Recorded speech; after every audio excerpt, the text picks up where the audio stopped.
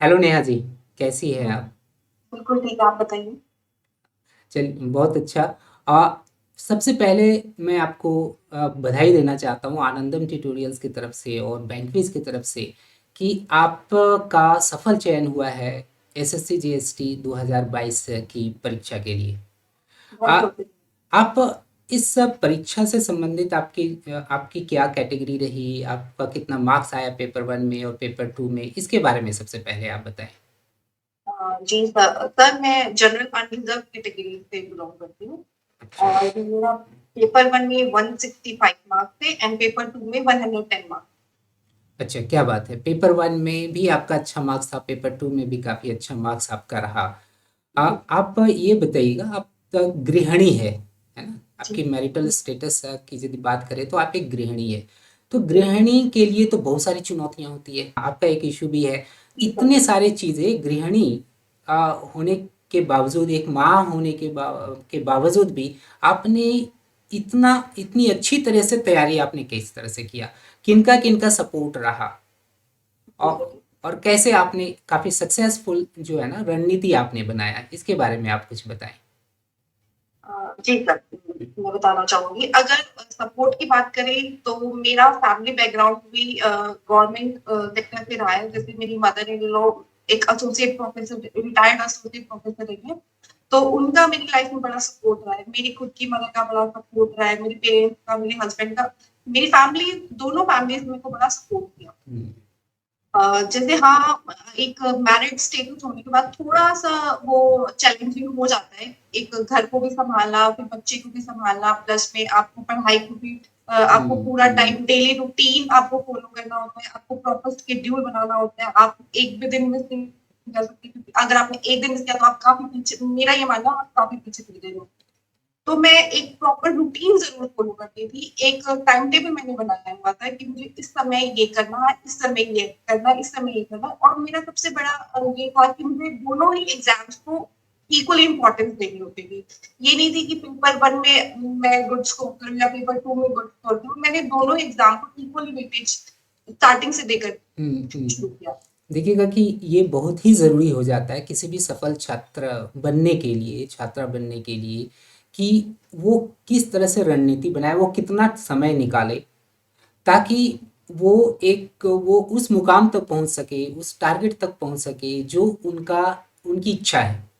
जी और सर। आपने जैसा कहा कि हर एक व्यक्ति को, चाहे वो कितना भी बिजी क्यों ना हो, समय निकालने ही होंगे। और जी। समय निकालना खुद पर है। जी। किसी भी तरह का कोई बहाना वहां पर नहीं काम आता है, आपको निकालना ही होगा। ये एक बेस्ट पार्ट था आपके रूटीन का। ये बताइएगा कि आप अपने रूटीन में से कितना आप बिजी शेड्यूल में से कितना आप समय निकाल रही थी पढ़ाई करने के लिए, और कब कब निकाल रही थी, ये भी बता दें ताकि अन्य जो गृहिणियां जो तैयारी कर रहे हैं इस तरह के एग्जाम के लिए, उनको आपसे कुछ ऐसा चीज मिले जिसके कारण से वो भी एक सफल रूटीन बना सके, एक सफल रणनीति के तहत वो चले और आपके पोजीशन तक पहुंच सके। जी सर, जी सर। जैसे मैं आपको बताना चाहूँगी कि मैं एक रूटीन, मैंने आपको बताया अभी कि मैं एक रूटीन फ़ॉलो करती थी। मुझे ये था सुबह-सुबह उठ कर के जैसे मैं अपनी फैमिली को थोड़ा टाइम देती थी। मैं अपने बेटे के लिए स्कूल के लिए उसको रेडी करना, जो जो नॉर्मल रूटीन में घर में काम होते हैं, मैं वो सारे काम करती थी। देन उसके बाद मैं अपना पढ़ाई के लिए टाइम निकालती थी। मैं जैसे मैंने लाइब्रेरी जॉइन की हुई थी, तो मैं डेली मेरा रूटीन था कि मैं अपने घर का काम करना, देन उसके बाद मैं लाइब्रेरी जाती थी। उस लाइब्रेरी में मैं अपने एटलीस्ट 7 टू 8 आवर्स में अपने आप को देती थी डेली। हम्म। 7 से वो 8 घंटा। लगातार आप देती थी, उतना टाइम दे देती थी लगातार? अ, सर, मैं बताना चाहूँगी कि मैं बीच में 1 घंटे का ब्रेक लेती थी अच्छा। डेली। मैं लगभग 4 बजे के आस-पास मैं इवनिंग टी के लिए मैं अपने घर आती थी। उसमें मैं थोड़ा अपनी फैमिली के साथ बैठती थी, थोड़ा-सा अपने आप को रिलैक्स करती थी, रिफ्रेश करती थी। देन उसके बाद दोबारा मैं जाती थी और फिर लगभग 7 8 बजे के बाद मैं वापस आता। मेन है कि देखिएगा, सबसे बड़ी जो इम्पोर्टेंट चीज़ आपके साथ रही कि फैमिली सपोर्टिव काफ़ी रहे। अब उनके तरफ से किसी भी तरह का कोई शिकायत, आप पर तो पूरा भरोसा था कि आप निकाल लेंगे। जी, जी, जी, जी, जी। बिल्कुल, बिल्कुल। जैसे हम्म। मैंने तैयारी जब शुरू करी तो मैं आपको बताना चाहूँगी जैसे मेरी दोनों मदर्स का बड़ा सपोर्ट रहा, मेरे हस्बैंड का बड़ा सपोर्ट रहा, मेरे भाई का मुझे बड़ा सपोर्ट रहा था। वो लोग मुझे बड़ा मोटिवेट करते थे। मैं कभी जैसे डीमोरलाइज़ जैसे मैं मॉक्स हाँ। वगैरह में थोड़ा मार्क्स का होता था, तो मैं थोड़ा डीमोटिवेट हो जाती थी कि मैं इतना मेहनत कर रही हूँ बट मेरा स्कोर इतना बढ़ नहीं रहा। तो वो मुझे हमेशा कहते थे, "आप करते रहो, एक ना एक दिन ज़रूर होगा, वो स्कोर भी बढ़ेगा।" और ग्रेजुअली ग्रेजुअली ये चीज़ मैंने देखी कि हाँ, मेरे स्कोर में भी इम्प्रूवमेंट आने लगा। मैं ये कहती हूँ कि शायद अगर आप किसी भी नॉट जस्ट कॉम्पिटिटिव एग्जाम में किसी भी फील्ड में अगर आप कुछ तैयारी कर रहे हैं तो फैमिली सपोर्ट सबसे इम्पोर्टेंट होता है। तो मैं हम्म। ये मानती हूँ कि थैंकफुली गॉड ने मेरे को इतनी अच्छी फैमिली दी कि उन्होंने मुझे क्या हमेशा बात है। हमेशा support आपका तो एक बच्चा भी है, तो क्या किया। जी बच्चा आपको कभी परेशान नहीं करता था कि मम्मी आप मेरे साथ रहो और मेरे साथ ज़्यादा से ज़्यादा समय बिताओ, तो उनको आप कैसे मैनेज करते थे? क्योंकि बहुत देखो ही डिफ़िकल्ट वो टाइम होता है और एक इमोशनल टाइम होता है कि जब बच्चे इस तरह से डिमांड करे अपनी मम्मी से, और मम्मी का कर्तव्य भी बनता है कि बच्चे को ज़्यादा से ज़्यादा टाइम दे। आप तो ज़्यादा से ज़्यादा 7 से 8 घंटा, एक बैचलर भी उतना नहीं देता है। लेकिन आप एक मैरिड जी वुमन होने के बावजूद भी, एक माँ होने के बावजूद भी आप इतना सारा टाइम इन्वेस्ट किया आपने, ये जी बहुत ही काबिले तारीफ है। आप कैसे बच्चे को कैसे हैंडल करते थे? तो सर मैं बताती हूँ हाँ थोड़ा-सा मेरे लिए भी थोड़ा-सा वो टफ टाइम होता था कि मुझे ये लगता था कि मैं उसका टाइम निकाल कर के मैं अपना पढ़ाई में उस समय को दे दूँ। तो मुझे भी कभी-कभी थोड़ा-सा उस चीज़ को लेकर के मुझे होता था कि जो वो प्रीशियस टाइम मुझे शायद अपने बेटे के साथ स्पेंड करना चाहिए, वो मैं अपनी पढ़ाई में इन्वेस्ट करती हूँ। लेकिन वही मैं थैंकफुल मैं अपनी मदर इन लॉ को इस चीज़ का क्रेडिट देना चाहती क्या हूँ बात कि है। उन्होंने मतलब उस टाइम में वो मतलब उन्होंने माँ से भी शायद मेरे से भी ज़्यादा प्यार मेरे बेटे को हम्म। दिया।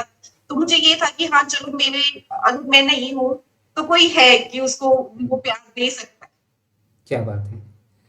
खैर, ये तो सही बात है कि अगर फैमिली सपोर्टिव मिल गया, अगर फैमिली बैकअप है, तब तो फिर बड़े बड़े से मुकाम आप आसानी से हासिल कर सकते हैं। चलिए, आपकी फैमिली काफ़ी अच्छा रहा, और जितनी भी गृहिणियाँ रहे, मैं हम लोग सभी की तरफ से काफ़ी अगले को शुभकामनाएं। जो भी इस जो है ना सेशन को देख रहे हैं, जो भी गृहिणी देख रहे हैं, उनको उस तरह की फैमिली मिले, उन लोगों को फैमिली सपोर्ट मिले, ताकि वो अपने मुकाम तक पहुंच सके। जी, नेहा जी, ये चीज़ बताइएगा कि देखिएगा जी, कि आपका पेपर वन है ना, जी, चूंकि आप जनरल कैटेगरीज से बिलोंग करती है, आपको डर जी। नहीं लगा कि जनरल कैटेगरीज में हमें ज़्यादा से ज़्यादा मार्क्स लाना पड़ेगा? जनरल कैटेगरी होने के नाते SC ST की जहाँ तक बात है, उन लोगों का मार्क्स 10 10 15 15 नंबर का फर्क हो जाता है, उससे भी कभी कभी ज़्यादा हो जाता है। आप उसको किस तरह से देखती है, एक अनरिजर्व कैटेगरी से बिलोंग करने करने के कारण? सर जैसे लास्ट ईयर मैंने देखा कि जब 2020 में जब हमारी ये रिक्रूटमेंट थी तो 140 मार्क्स हमारे कट ऑफ थी प्री की। हम्म। तो उस टाइम मेरे को लगा कि नहीं 140 मार्क्स मतलब बहुत थोड़ा ज्यादा ही होता है किसी भी कॉम्पिटिशन एग्जाम में। बट मैंने जो मेरी स्ट्रैटेजीज थी कि मेरे को वीकली मैं मॉक्स देती थी।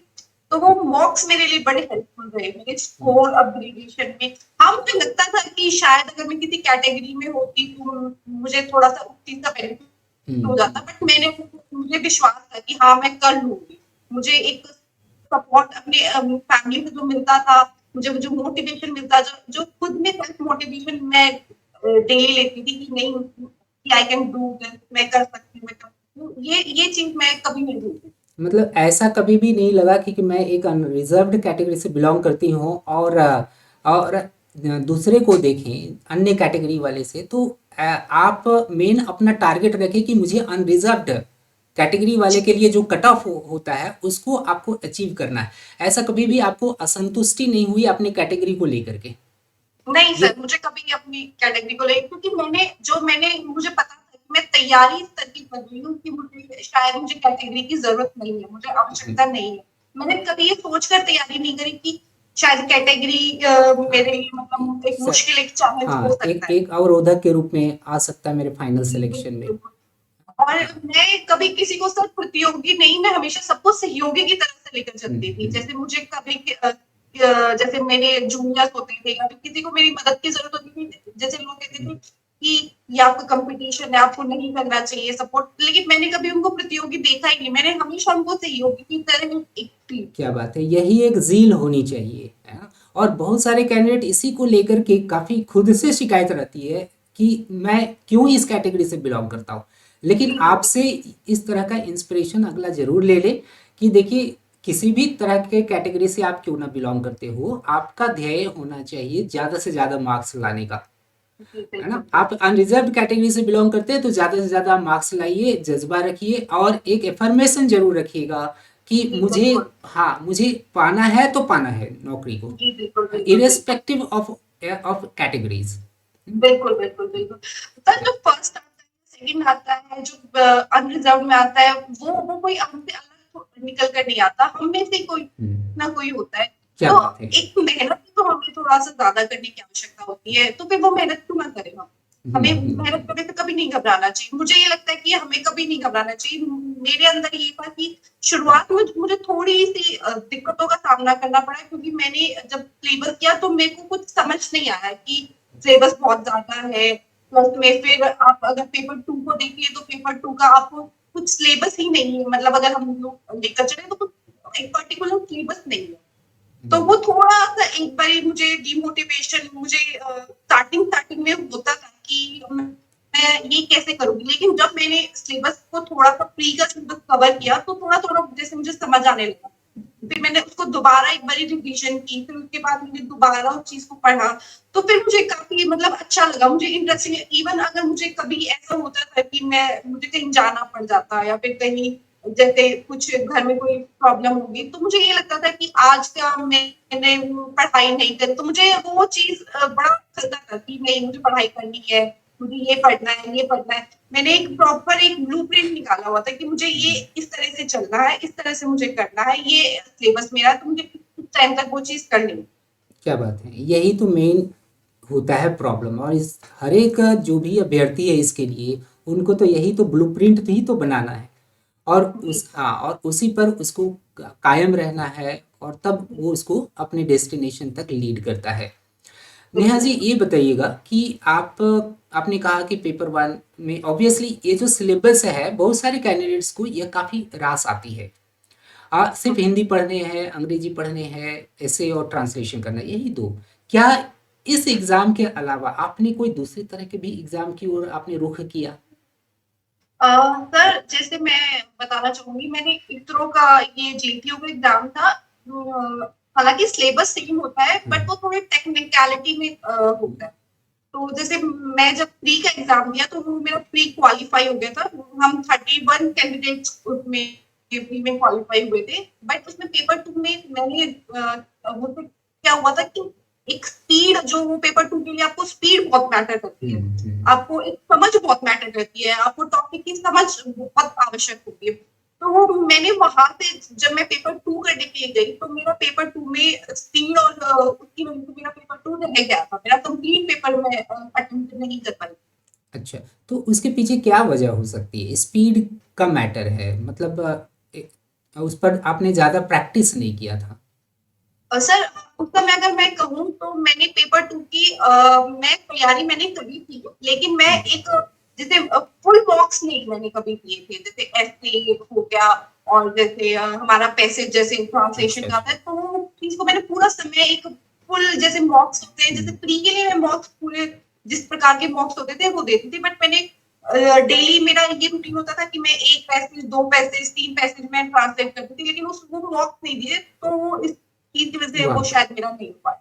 हाँ, लेकिन उस चीज़ को आपने जाना समझा कि ये एरिया मेरा वीक एरिया है तो इस पर मुझे काम करना चाहिए, उस पर आपने काम किया, बिल्कुल है सर। ना? अ, जी, जी, तो आपने अनुवादक परीक्षा के लिए ही अटेम्प्ट लिए, है ना? जी, जी, और जी, इसके बिल्कुल। अलावा आपने तीसरा चौथा जैसे कि यूपीएससी हो गया या अन्य तरह के एग्जाम्स, उस पर नहीं, सिर्फ अनुवादक के लिए जो भी जेटीओ एग्जाम हो चाहे एसएससी जेएससी हो, इसी पर ही आपका फोकस था शुरू जी, से। बिल्कुल। जी ओके। सर।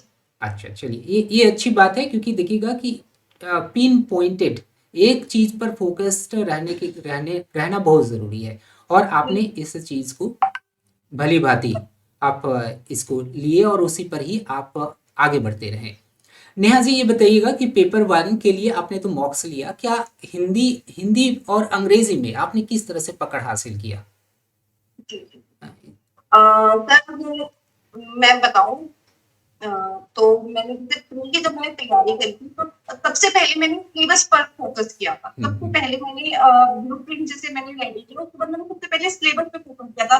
वेटेज मैंने देखा था कि कौन से पोर्शन में कितना वेटेज है, क्या सिलेबस हम्म। है, कितना क्या उसमें आएगा।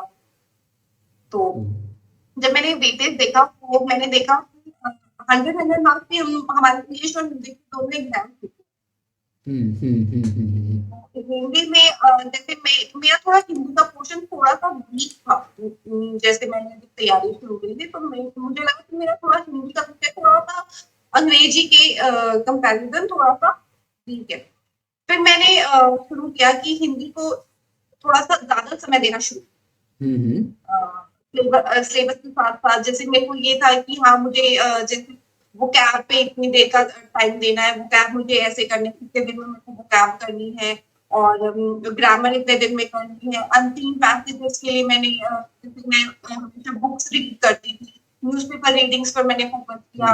जैसे इंग्लिश का अगर देखा जाए तो मैं the Hindu newspaper daily read करती थी। प्लस में जैसे वोकैब की मार्केट में बहुत सारी बुक है इंग्लिश के लिए, द ब्लैक बुक हो गई और भी अन्य काफ़ी बुक्स हैं जिसको मैंने बहुत अच्छे से मैंने उनको मतलब प्रैक्टिस की, रेडी किया हम्म। और ग्रामर के लिए भी मैं अगर देखूँ तो मैं डेली असाइनमेंट और ये जो यूट्यूब पे जो क्लासेस होती हैं मैं उनको हम्म। देखती थी। हर एक टॉपिक को मैं निकालती थी, उनके अलग-अलग फीचर्स के मैं टॉपिक्स को मतलब उसी एक सेम टॉपिक पे मैं उसकी प्रैक्टिस करती थी।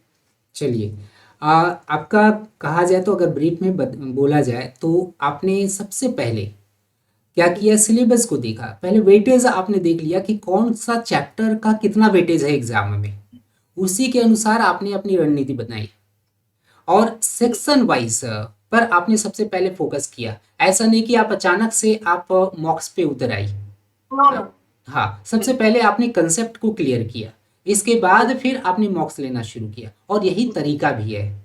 चलिए, जी, आपने बहुत ही अच्छा रणनीति आपने बनाया और और ये जो है ना संदेश जो भी देख रहे हैं उनको अच्छा जाएगा कि रणनीति बनाना चाहिए तो इसी तरह से रणनीति बनाना चाहिए पढ़ाई के लिए। जी, जी। मतलब एक स्ट्रैटेजी होना तो बहुत ही ज़रूरी है। हाँ। अगर आप किसी कॉम्पिटिशन की तैयारी करें तो स्ट्रैटेजी सबसे इम्पोर्टेंट रोल प्ले करती है। हम्म। तो उसमें चाहे आप फिर जीटीओ हो, एसटीओ हो या फिर सीजीएल, सीएचएसएल क्योंकि हम मैंने देखा कि जब मैं एग्ज़ाम मॉक्स वगैरह पे फ़ोकस करती थी, तो मैंने ये देखा कि जो इंग्लिश का सिलेबस होता था, वो ऑलमोस्ट सेम होता था। तो मैं ये नहीं होता था जैसे अगर मैं मॉक्स की बात करूँ तो मैं ये नहीं होता था कि मैं सिर्फ़ ये जेएसटी की पेपर कर रही हूँ। मैं सीजीएल, सीएचएसएल फिर मुझे वो किसी भी एग्ज़ाम का वो जो हम्म।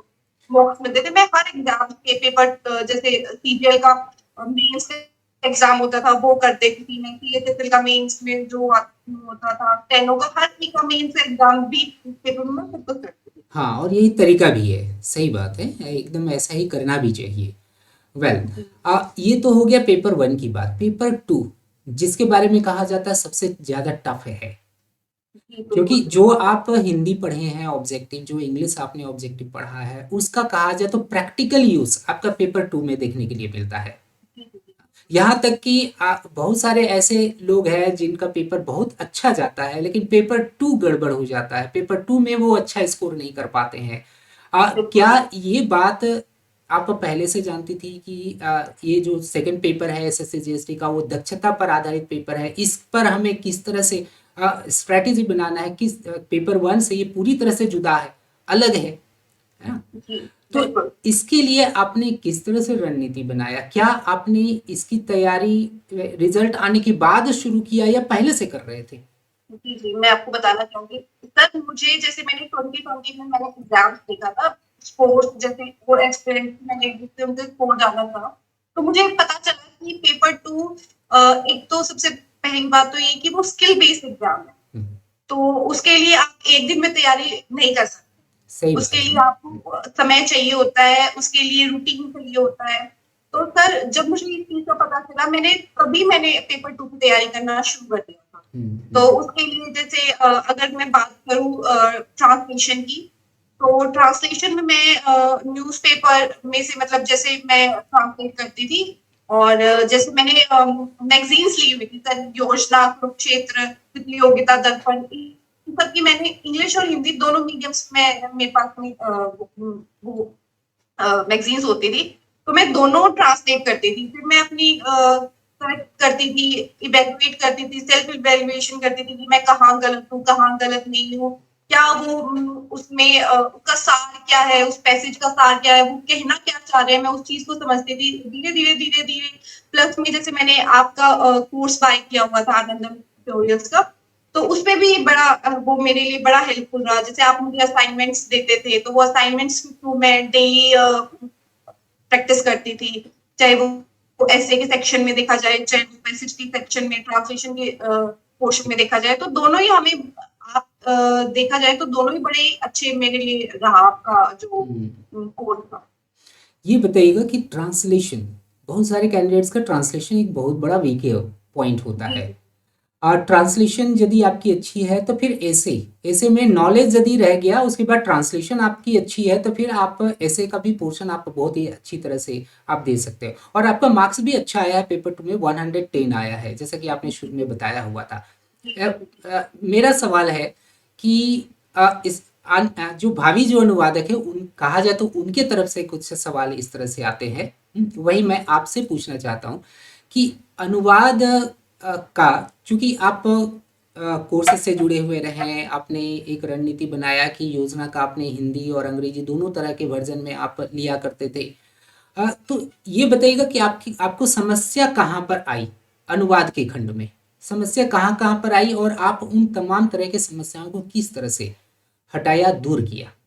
और जी। अगर जैसे अनुवाद के पोर्शन में अगर मैं बात करूँ, तो मुझे स्टार्टिंग में जैसे टेक्निकल टर्म्स जो होती हैं, कुछ वर्ड्स के जैसे ऐसे टेक्निकल मीनिंग्स होते हैं, जिनको हम लिप्यंतरण भी नहीं कर सकते क्योंकि वो एक नेगेटिव इफेक्ट डालता है टीचर के ऊपर, जो हमारा जो चेक कर रहा है, उनके ऊपर एक नेगेटिव इफेक्ट जाता है।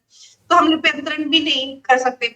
तो मैंने ज़्यादा से ज़्यादा क्या फ़ोकस किया कि अपने वोकैब को इंक्रीज़ करने की सबसे ज़्यादा कोशिश की, कि मैं अपनी वोकैब को कैसे बढ़ा सकती हूँ, मैं अपनी वोकैब पे वर्क कैसे कर सकती हूँ।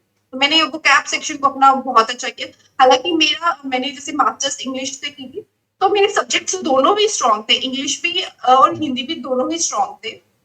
परंतु जब हम बात करें अनुवाद की, तो उसमें दक्षता हासिल करना हालाँकि बहुत मुश्किल है। आप 1-2 दिन में वो चीज़ नहीं कर सकते। उसके लिए भी आपको सालों-साल लग जाते हैं उसमें आपको अच्छा होने में। तो मैंने बताया कि मैं 2020 से मैं इसकी प्रैक्टिस मैंने शुरू कर दी थी पेपर 2 के लिए, क्योंकि वो बहुत इम्पोर्टेंट है। अगर आपका प्री में मैंने अब जैसे मेरे साथ के जो सहयोगी हैं, सहपाठी है, मैंने उनसे बात की, तो प्री में उनके काफ़ी अच्छे स्कोर थे, बट उनका मेंस क्लियर फिर भी नहीं हो पाया, क्योंकि मेंस में एक तो आपको मार्क्स बहुत ही कम मिलते हैं 2020 के बाद में। 2020 में भी हमें बहुत कम मार्क्स मिले, जैसे मेरे को पता चला था, और अभी जब 2022 वाला था, उसमें भी हमें बहुत कम मार्क्स मिले। हालांकि मुझे ज्यादा उम्मीद थी कि मुझे और भी अच्छे मार्क्स आ सकते थे, लेकिन चलो फिर भी काफी अच्छा स्कोर है, क्योंकि 100 से ऊपर मुझे लगता है कि बहुत ही कम अभ्यर्थियों के मार्क्स आए हाँ, होंगे। सही बात है।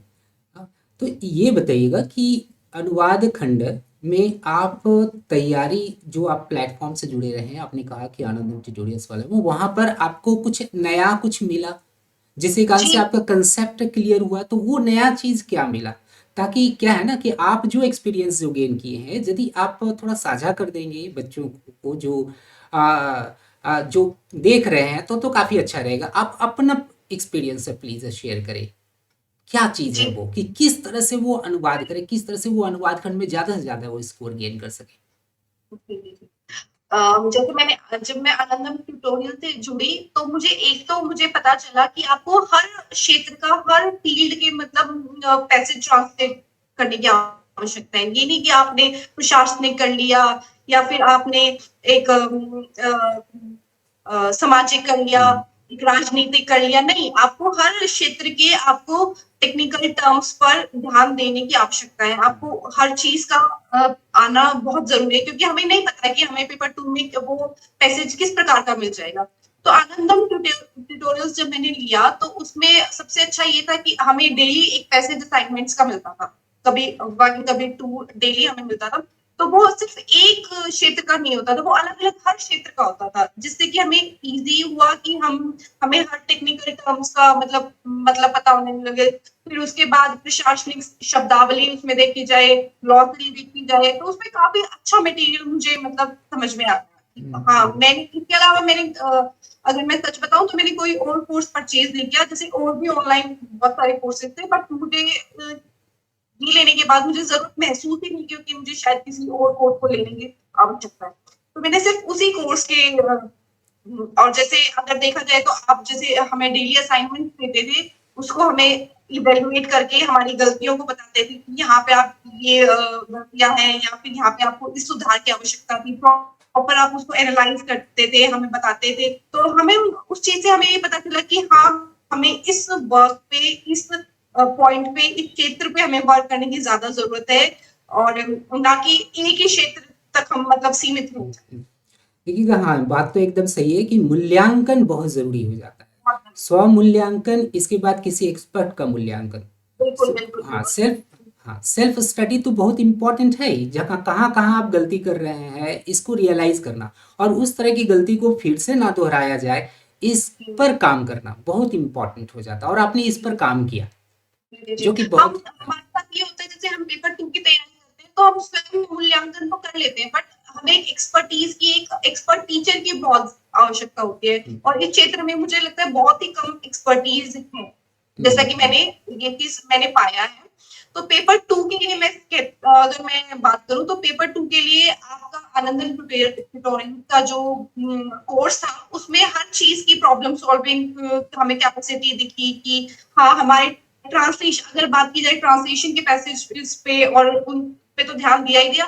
प्लस में मैं अगर ये बात करूँ एस्से की, तो एस्से में भी मैंने जैसे जब मैंने कोर्स दिया तो आपने मुझे 30-40 एस्से दिए, वो मेरे लिए बहुत बहुत हेल्पफुल है। प्लस में हमें जैसे एस्से की बात करें तो हमें कोटेशंस, डाटा, रिपोर्ट्स, ये सब तो हमें खुद से चलो तैयार किया जाता है, बट आपने जो हमें टॉपिक्स के लिए जो टॉपिक्स दिए थे, एस्से के जो टॉपिक्स दिए थे, वो बड़े हुँ। अच्छे रहे थे। अच्छे रहे। ये बताइएगा कि निबंध के लिए आपके विचार से अ, जी, किस तरह से तैयारी करना चाहिए? किस तरह से आपने तैयारी किया है? अब मान लीजिए बहुत सारे ऐसे बच्चे जो काफ़ी रिमोट एरियाज़ से जो बिलॉन्ग करते हैं, वहाँ पर इंटरनेट की एक्सेस नहीं है। उनके पास किताब भी बहुत ही विरले मिलते हैं।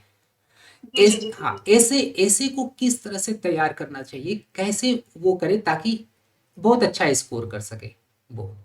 बिल्कुल, बिल्कुल। मैं बताना चाहूँगी जैसे कि आप सबको पता है good start is half done. तो हमें सबसे शुरुआत में अगर ऐसे की बात करें तो हमें सबसे ज़रूरी उसकी बॉडी स्ट्रक्चर से ज़्यादा हमें उसकी इंट्रोडक्शन पे जहाँ तक मुझे लगता है कि मैंने इंट्रोडक्शन पे बड़ा ही ज़्यादा ध्यान दिया था, किसी भी ऐसे में, चाहे वो हिंदी का हो, चाहे वो अंग्रेजी का हो।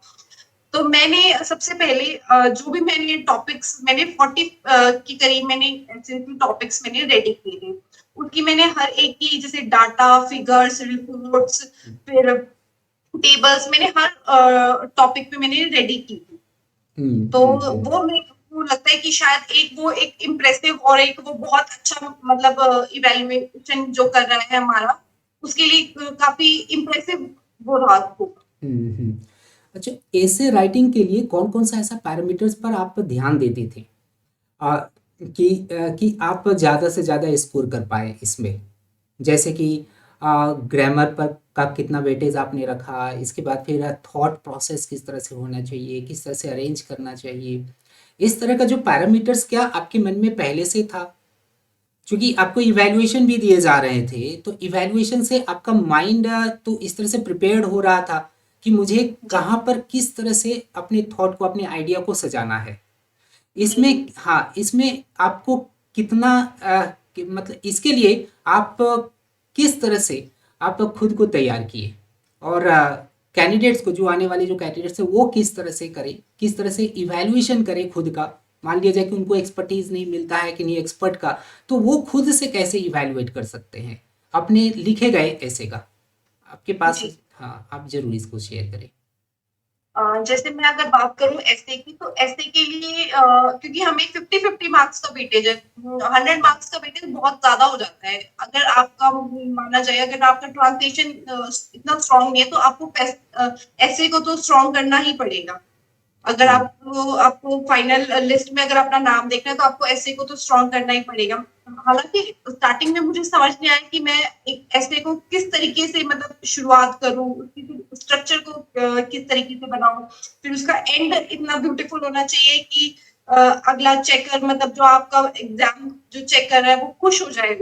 मतलब जो एंडिंग है, जो उसका संहार अगर हम बात करें, तो वो एक बहुत अच्छा होना चाहिए, स्टार्टिंग और एंड। हम्म। जी, जी। ओके, कोटेशन का आपके विचार से बहुत सारे कैंडिडेट्स क्या करते हैं कि खुद से कोटेशन बनाते हैं, है ना। बिल्कुल, बिल्कुल। खुद से कोटेशन बनाते हैं, चाहे, और उसके लिए टाइम भी अगला पता नहीं कि कितना टाइम दे देते हैं, और पता नहीं वो कितना प्रभावशाली भी होता है। क्या इससे रिलेटेड आप कुछ टिप्पणी करना चाहेंगे? क्योंकि बहुत सारे कैंडिडेट्स का मानना है ना कि कोटेशन भर दो, जितना नहीं, नहीं। कोटेशन रहेगा उतना कोटेशन, जितना रहेगा उतना ज़्यादा अच्छा रहेगा, उतना ज़्यादा मार्क्स मिलेगा। आपने ऐसे को किस तरह से लिखा एग्जाम में? बिल्कुल, मैं इस पे बहुत आपने ये बात पूछी, ये आपने बिल्कुल ठीक पूछी है। बट जो हम लोग तैयारी करते हैं, मैंने भी जैसे कई बच्चों का वो देखा है, शीट्स देखी, तो वो अपने मन से कुछ भी कोटेशन, आओ मिलकर पेड़ लगाएं, इस तरीके से, हम्म। मतलब काफी बचकाना सी मैं बोलना चाहूंगी, कोटेशन डाल देते हैं। वो मुझे नहीं लगता कि आप एक स्किल टेस्ट दे रहे हैं तो उसके लिए वो चीज ठीक होगी।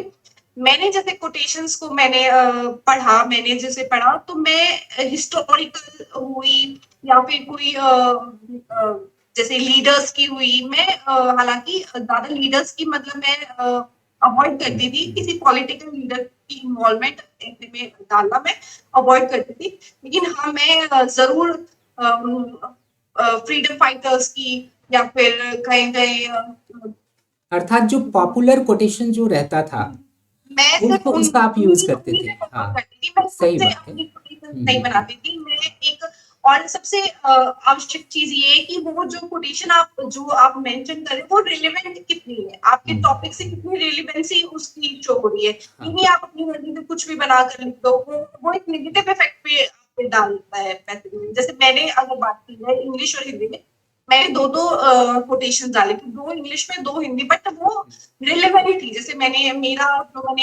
का टॉपिक चूज इंग्लिश किया में था। था, मेरा हाँ। वर्क फ्रॉम होम था। अच्छा, वर्क फ्रॉम होम था, ठीक है। जी, जी, जी। तो तो मैंने स्वामी विवेकानंद जी की कोटेशन उसमें मैंने डाली थी, और एक मैंने डाली थी मोदी जी की, मैंने उसके अंदर कोटेशंस मैंने जो सोशल मीडिया में थे, मैंने उसमें मोदी जी की अच्छा डाली अच्छा थी, अच्छा हमारे अच्छा। प्राइम मिनिस्टर प्रधानमंत्री जी की। आपको लगा कि वो रेलेवेंट है, आपने उसको डाला।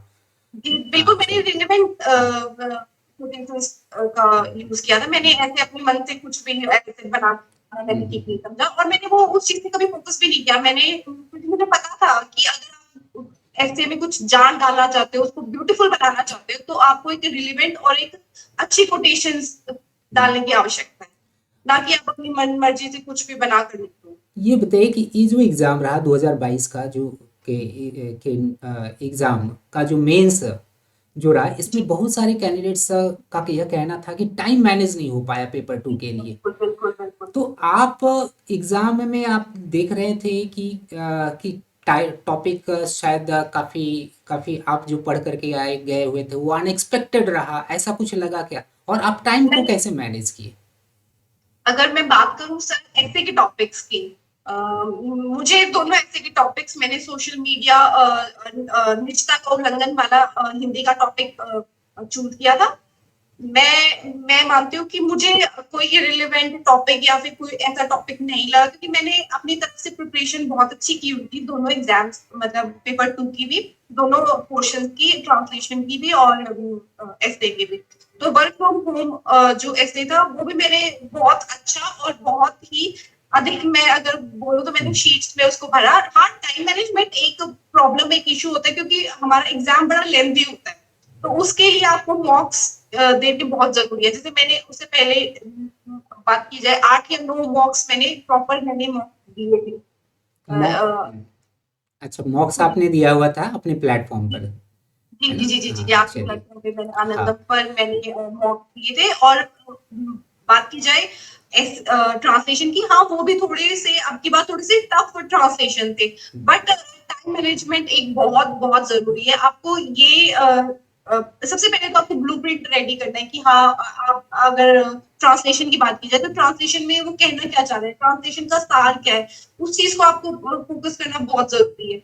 अगर ऐसे की बात की जाए तो ऐसे पे कोटेशंस प्लस में आपको हर चीज का डाटा भी, फिगर्स का भी, इन सब चीजों का भी अच्छे से ध्यान रखना बहुत जरूरी है। हुँ। तो मुझे तो शायद मुझे टॉपिक कोई इररिलेवेंट नहीं लगा दोनों में से। हाँ, टाइम मैनेजमेंट एक बहुत जरूरी आप एस्पेक्ट है तैयारी में, कि हाँ, आपको टाइम मैनेज बहुत करना जरूरी है। नेहा जी, ये बताइएगा, ये आपका सेकंड अटेम्प्ट था और जी, सेकंड अटेम्प्ट में आपका फाइनल सिलेक्शन हुआ, आपने फर्स्ट अटेम्प्ट लिया और कुछ अन्य तरह के भी एग्जाम्स दिए, जेटीओ तरह के, आपने जैसा शुरू में बताया था। आपको क्या अनुभव इससे मिला कि यदि ऐसे टॉपिक्स की बात किया जाए तो ऐसे टॉपिक्स में ऐस किस तरह के टॉपिक्स को किया जाना चाहिए? ट्रेडिशनल टॉपिक्स को ज़्यादा किया जाना चाहिए या करंट टॉपिक्स पर को ज़्यादा किया जाना चाहिए, ताकि एग्ज़ाम में आप उस तरह के टॉपिक को हैंडल कर सके काफ़ी इजीली? अगर बात की जाए टॉपिक्स पे, तो मुझे नहीं लगता कि आपको करंट टॉपिक्स करने चाहिए या ट्रेडिशनल टॉपिक्स करने चाहिए। आपको दोनों ही पर फोकस करना चाहिए। आपको करंट पे भी उतना ही फोकस करना चाहिए, आपको ट्रेडिशनल ऐसे पे भी उतना ही फोकस करना चाहिए, क्योंकि यू नेवर नो कि क्या टॉपिक आपके पास सामने आ जाए। हालांकि आपको अगर सिलेक्शन चाहिए तो आपको हर चीज की तैयारी, आपको हर तरीके से आपको प्रिपेयर होने की आवश्यकता है। तो हम्म। मैंने ऐसा नहीं था कि मैंने ट्रेडिशनल टॉपिक्स पे फोकस किया या फिर मैंने करंट टॉपिक्स पे ही से फोकस किया, ट्रेडिशनल को छोड़ दिया। मैंने दोनों ही टॉपिक्स पे बड़े अच्छे से फोकस किया था। मैंने हर चीज को, मेरे को ये था कि हाँ, ये टॉपिक्स अगर मुझे इम्पोर्टेंट लगता है तो मुझे इसको रेडी करके जाना चाहिए, मुझे इस पे फोकस करना चाहिए, मुझे इसको पढ़ना चाहिए कितने रिलेवेंट है। प्लस में मैं न्यूज़पेपर रीडिंग पे बहुत ध्यान देती थी। मैं डेली न्यूज़पेपर रीड करती थी, तो हाँ, उससे भी मुझे थोड़ा सा रहता था कि हाँ, क्या करंट टॉपिक्स चल रहे हैं, क्या आ सकता है, क्या नहीं आ सकता है। तो ये भी चीज थी। चलिए, ये बहुत ही अच्छा काम आपने किया था। अधिकांश जी, कैंडिडेट्स इस काम को नहीं करते हैं। नहीं, कि नहीं, न्यूज़पेपर रीडिंग में एडिटोरियल जो कॉलम होते हैं, जी, बिल्कुल। जो करंट टॉपिक्स पे, करंट इश्यूज पे जो बेस्ड होते हैं, उनको हाँ करना जी, बहुत ज़रूरी होता है और उसको बहुत। रेगुलर तरीके से उसको करने की आवश्यकता पड़ती है। इससे क्या होता है कि आप अपडेटेड रहते हैं, हर तरह के जी, टॉपिक्स के प्रति अवेयर रहते हैं, आप तथ्य से और आंकड़ों से पूरी तरह से वाकिफ रहते हैं और धीरे धीरे करके वही नॉलेज एक आधार बना देता है कि एग्जाम में किसी भी तरह का कोई टॉपिक क्यों ना रहे, आप बहुत अच्छी तरह से डील कर सकते हैं। गेस क्वेश्चंस गेस होता है, लेकिन आप जितना नॉलेज रखेंगे उतना ज़्यादा आप ऐसे में अच्छी तरह से परफॉर्म कर सकते हैं। हाँ, चलिए, बहुत जी। ही अच्छी आपकी स्ट्रैटेजी रही। और आप कुछ बताना चाहेंगे वैसे कैंडिडेट्स को, आप कुछ मैसेज देना चाहेंगे जिनका अभी इस बार सिलेक्शन नहीं हुआ है, हालांकि वो तो अपनी तरफ से बेस्ट दिए हैं, फिर जी, भी जी, जी। उनको खुद से शिकायत शायद रहती है कि मैंने तो बेस्ट दिया लेकिन हुआ नहीं। तो आप ऐसे कैंडिडेट्स को क्या संदेश देना चाहेंगे, ताकि ये जो नोटिफिकेशन जो 2023 की आने वाली है उस एग्जाम में उसका फाइनल सिलेक्शन हो सके? जी, जी, जी, जी। एक तो सबसे प्रथम तो ये है कि अपने आप को सेल्फ मोटिवेटेड रखना बहुत ज़रूरी है। आपको इंस्पायर रखना, अपने आप को इंस्पिरेट करना बहुत ज़रूरी है, कि फ़ोकस रखना बहुत ज़रूरी है, कि ये नहीं कि हमने 1 घंटा आज पढ़ लिया तो 2 दिन नहीं पढ़ा, या 2 घंटे आज पढ़ लिया तो तीसरे दिन हमने नहीं पढ़ा। डेली का रूटीन आपको फ़ॉलो करना चाहिए, क्योंकि आप कुछ टाइम के बाद आप एक एडिशनल डायरेक्टर, मतलब डायरेक्टर की पोस्ट तक अगर आप जाना चाहते हो, तो एक सबसे अच्छा प्लेटफॉर्म मुझे लगता है कि आपको ये मिल सकता है। प्लस में अगर आप तैयारी कर रहे हैं, तो आपको ये नहीं कि सिर्फ आप पेपर 2 पे फोकस करें या पेपर 1 पे फोकस करें, आपको दोनों ही एग्जाम्स को लेकर साथ ही साथ चलना पड़ेगा। आपको पेपर 1 को भी उतना ही समय देना पड़ेगा जितना आप पेपर 2 को दे रहे हैं। पेपर 2 की तैयारी भी आपको प्रथम दिवस से ही शुरू कर देना चाहिए। अगर आज आपको ये लगता है कि आज से मैंने अगर तैयारी शुरू करी, तो ये नहीं कि आप पेपर 2 का नोटिफिकेशन का या आप अपनी आंसर शीट का या फिर अपने रिजल्ट का वेट करें। मुझे ऐसा लगता है कि आपको उसी दिन से पेपर 2 की भी तैयारी शुरू कर देना चाहिए। आपको न्यूज़पेपर रीडिंग की हैबिट को ज़रूर इनकलकेट करना चाहिए अपने अंदर। उसको ज़रूर, क्योंकि आपको पेपर 1 में भी वो हेल्पफुल होगा, पेपर 2 में भी वो हेल्पफुल होगा। क्या तो बात मुझे है। लगता है कि ये चीज़ आपको ज़रूर करनी चाहिए। हाँ, ये बात आपने सही बोला कि बहुत सारे कैंडिडेट्स क्या करते हैं, वो गलती कहाँ करते हैं कि पेपर वन की तैयारी वो कर रहे हैं पूरी तरह से, वो खुद को समर्पित किए हुए पेपर वन, और उनका यही कहना रहता है ना कि जब तक कि पेपर वन का हमारा रिजल्ट नहीं आ जाता है तब तक हम पेपर टू की तैयारी क्यों करें। दोनों को काफ़ी आइसोलेशन में रखते हैं कि जी, पेपर जी, वन जी, जी, पूरी जी। तरह से अलग है, पेपर टू पूरी तरह से अलग है, जबकि उनको यह सोचना चाहिए कि पेपर वन थ्योरेटिकल पार्ट है और पेपर टू उसी का प्रैक्टिकल पार्ट है। जी, दोनों बिल्कुल। एक दूसरे पर पूरी तरह से निर्भर है जी, ना। बिल्कुल, हाँ, बिल्कुल। तो इस कारण से दोनों की तैयारी करना बहुत जरूरी है, साथ ही साथ है। और आपने इस चीज को किया, शुरू से ध्यान जी, दिया। बिल्कुल। जी, जी, जी, जी। क्योंकि पेपर हम और एग्ज़ाम्स की बात करी जाए तो पेपर 1 पेपर 2 से कहीं न कहीं अटैच होता है। प्री और मेंस में कुछ ना कुछ रिलेवेंसी होती है।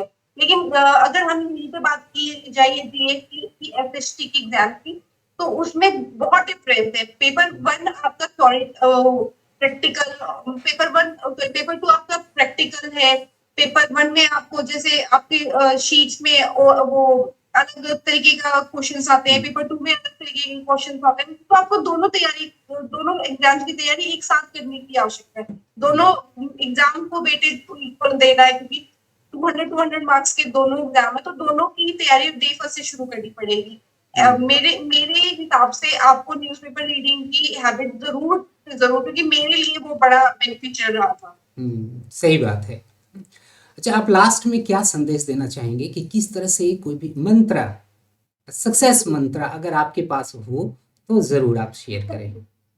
अगर बात करें सक्सेस मंत्रा की, तो मेरे को ये लगता है कि आपको अपना रूटीन एक फॉलो करना बहुत ज़रूरी है। आपको एक शेड्यूल बनाना बहुत ज़रूरी है, और आपको कभी भी ये नहीं कि चलो ठीक है, किसी चीज़ से डिमोटिवेट होकर आपको ये छोड़ देना, नहीं मैं कोई बात नहीं, अगर मुझसे नहीं हो रहा है तो कल मैं कर लूँगा। नहीं, वो अगर वो नहीं हो रहा तो वो आज ही क्यों नहीं, अभी क्यों नहीं?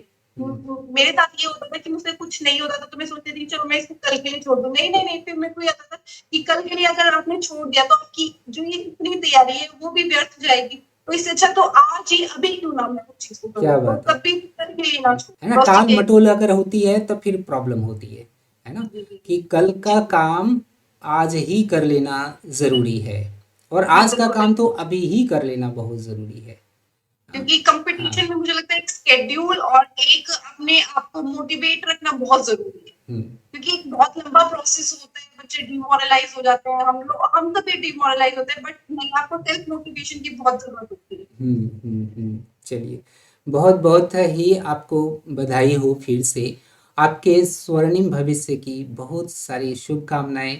आप जी, जी, यूं ही जुड़े रहें, और बिल्कुल। और मैं आपसे ज़रूर एक्सपेक्ट करूंगा कि आप जब ज्वाइन कर लें अपने विभाग में, तब भी आप जो आने वाले जो बच्चे हैं उनके लिए आप एक इंस्पिरेशन बने, उनके लिए आप ज़रूर ही मार्गदर्शक बने रहें। बीच बीच में मैं ज़रूर ही इनवाइट करते रहूँगा आपको, और आपको समय देना भी है, ताकि आप जो वहाँ पर व्यवहारिक जो ज्ञान आप प्राप्त कर रहे होंगे उसका आप ज़रूर साझा करें।